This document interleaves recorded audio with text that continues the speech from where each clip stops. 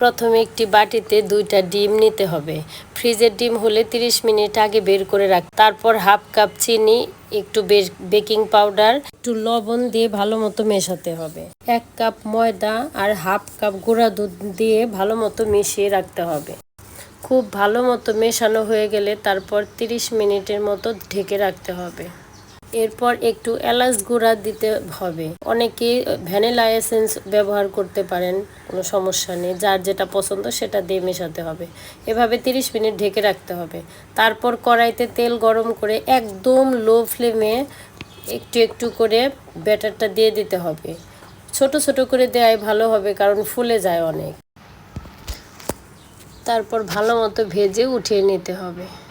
দেখুন কি সুন্দর হয়েছে ফুলে, খেতেও খুবই মজা। বাচ্চাদের টিফিনে দিয়ে দিতে পারেন। এভাবে 4-5 দিন রেখে খেতে পারবেন।